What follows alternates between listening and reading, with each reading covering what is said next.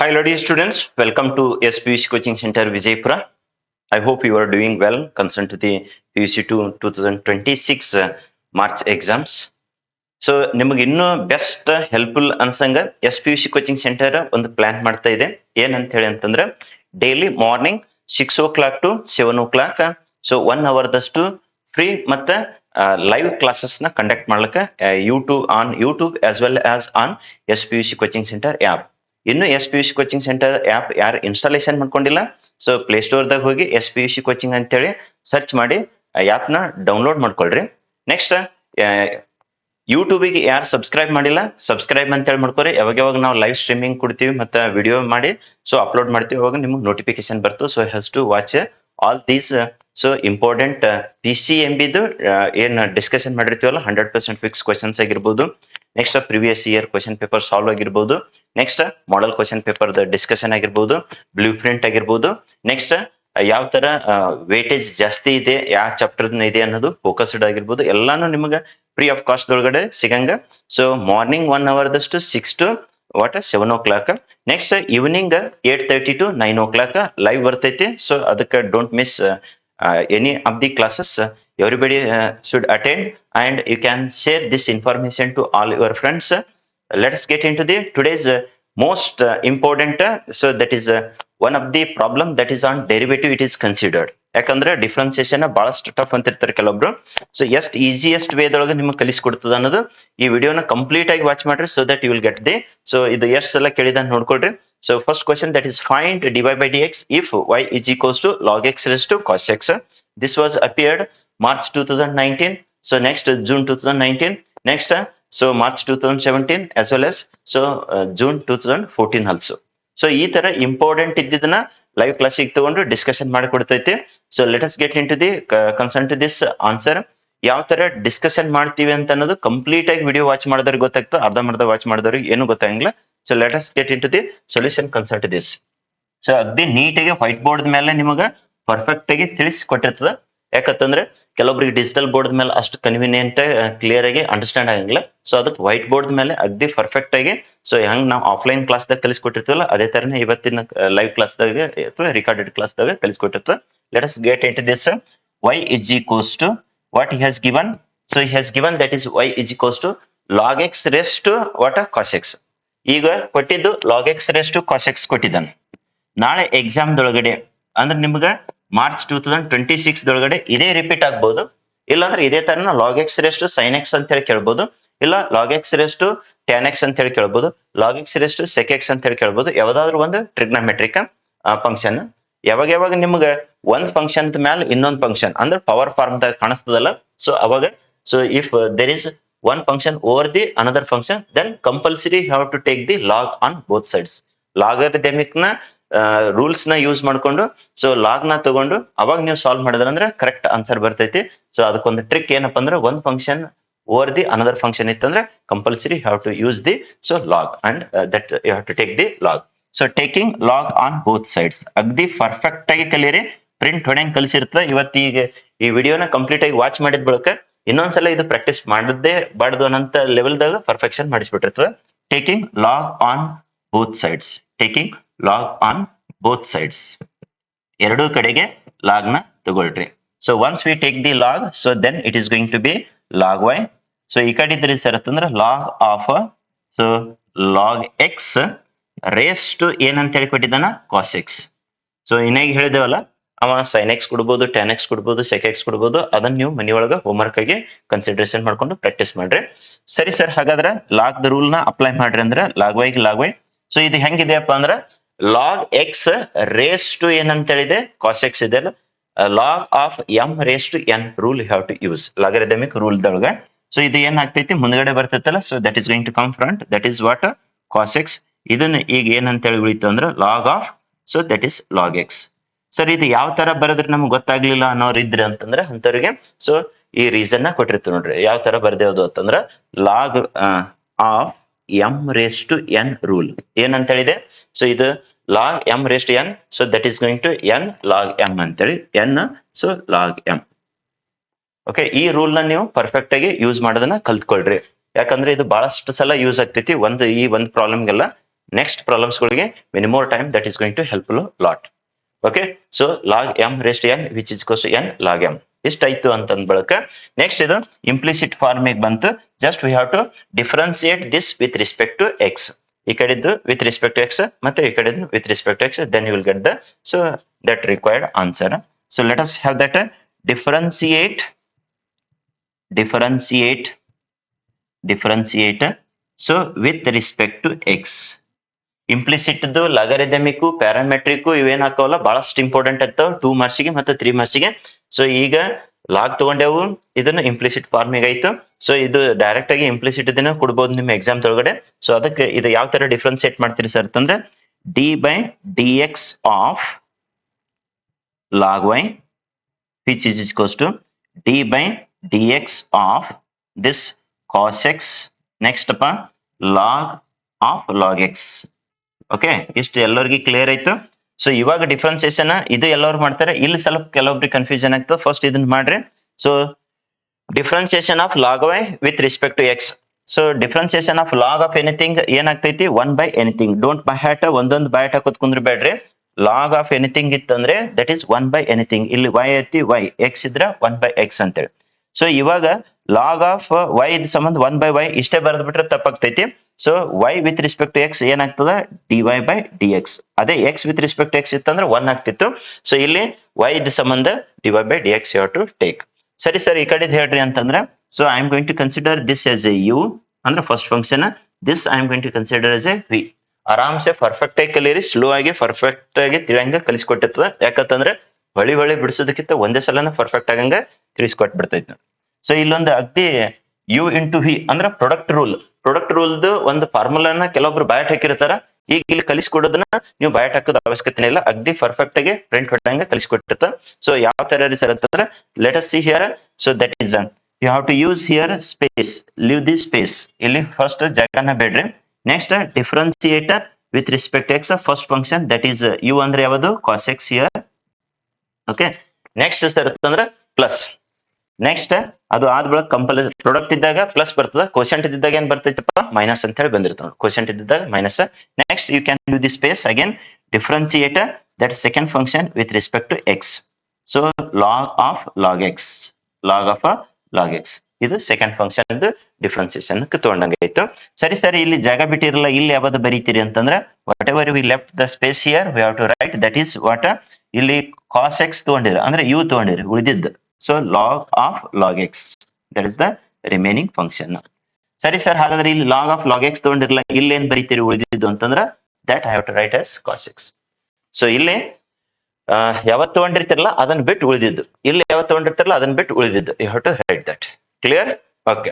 So see here concern to this simplification. ಇದೊಂದು simplification ಮಾಡ್ಬಿಟ್ಟು ಅಂದ್ರೆ ನೆಕ್ಸ್ಟ್ ಸ್ಟೆಪ್ಗೆ ಸೊ ಆಲ್ಮೋಸ್ಟ್ ಆನ್ಸರ್ ಬರಂತದ ಲೆವೆಲ್ ದೊಳಗಿದೆ.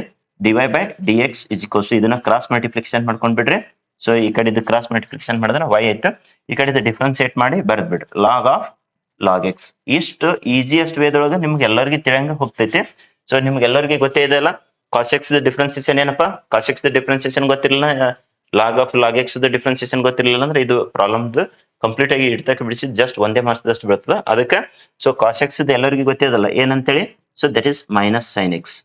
ಸ್ವಲ್ಪ ಇಲ್ಲಿ ಫಾರ್ಮುಲಾಗಳನ್ನ ಕರೆಕ್ಟ್ ಆಗಿ ನಿಮಗೆ ಗೊತ್ತಿರಬೇಕು.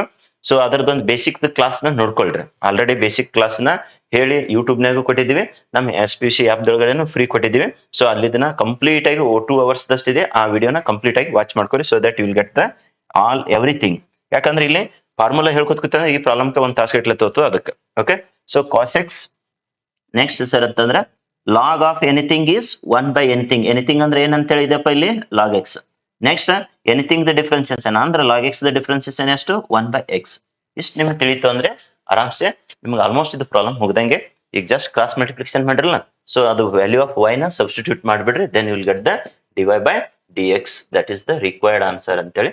ಸೊ ಏನಂತ ಹೇಳಿದೆಪ್ಪ y ಅಂದ್ರೆ, ಸೊ ಇಲ್ಲೇನ y ಅದಲ್ಲ, ಸೊ ಅದು y ನ ಇಲ್ಲಿಂದ ತಗೊಂಡ್ ಬಂದು ಗಿವನ್ ಡೇಟಾದಿಂದ ಸಬ್ಸ್ಟಿಟ್ಯೂಟ್ ಮಾಡ್ಬಿಡ್ರಿ. So that is log x raise to ಏನಂತ ಹೇಳಿದೆ ಸರ್ ಅಂತಂದ್ರೆ cos x. Log x raise to cos x. ಸರಿ ಸರ್, ಹಾಗಾದ್ರೆ ಉಳಿದಿದ್ದು ಸಿಂಪ್ಲಿಫಿಕೇಶನ್ ಮಾಡಿ ನೀವು ಬೇಕಂದ್ರೆ ಇದು ಮೊದಲು ಬರಿಬಹುದು, ಇಲ್ಲ ಸರ್ ನಮ್ಗೆ ಹಿಂಗೆ ಬರೀರಿ ಅಂತಂದ್ರೆ so that is log of what it is log x. Next minus sine x ಸರಿ ಪ್ಲಸ್ ಇದನ್ನ ಓಪನ್ ಮಲ್ಟಿಪ್ಲಿಕೇಶನ್ ಮಾಡ್ಕೊಂಡ್ಬಿಡ್ರಿ ಕಾಸ್ ಎಕ್ಸ್ ಇಂಟು ಒನ್ ಅಂತಂದ್ರೆ so that is going to be the cos x. Okay, ಇದು 1/x into log x ಅದಲ್ಲ, so ಈ 1/x ನ ಅದನ್ನ multiply ಮಾಡಿದ್ರೆ ಅಂದ್ರೆ x into log X, that is you are going to get so x into log x. So ಇದು ಏನಾಗ್ತದಪ್ಪ ಅಂದ್ರೆ ರಿಕ್ವೈರ್ಡ್ ದ ಸೊ ಏನ್ ಕೇಳಿದನಲ್ಲ dy/dx for the given problem. So ಈ ತರನ ನಿಮಗೆ ಪರ್ಫೆಕ್ಟ್ ಆಗಿ ಪ್ರಿಂಟ್ ಹೊಡೆಯಂಗ ಲೈವ್ ಕ್ಲಾಸಸ್ ಕಂಡಕ್ಟ್ ಮಾಡಿರ್ತ. ಕೆಲವೊಂದಿಷ್ಟು ಪಾಸಿಬಲ್ ಆದ್ರೆ ವಿಡಿಯೋನು ಮಾಡಿ ಅಪ್ಲೋಡ್ ಮಾಡಿರ್ತ. ಲೈವ್ ಕ್ಲಾಸಸ್ ಆದ್ರೆ daily morning 6 o'clock to 7 o'clock so SPUC app ಮುಖಾಂತರ ಮತ್ತೆ ಯೂಟ್ಯೂಬ್ ಮುಖಾಂತರ ಲೈವ್ ಕ್ಲಾಸಸ್ ನ ಕಂಡಕ್ಟ್ ಮಾಡ್ತದ. ಸೊ ಎಲ್ಲರೂ ನೀವು ಮತ್ತೆ ನಿಮ್ ಫ್ರೆಂಡ್ಸ್ ನ ಅಟೆಂಡ್ ಆಗ್ರಿ.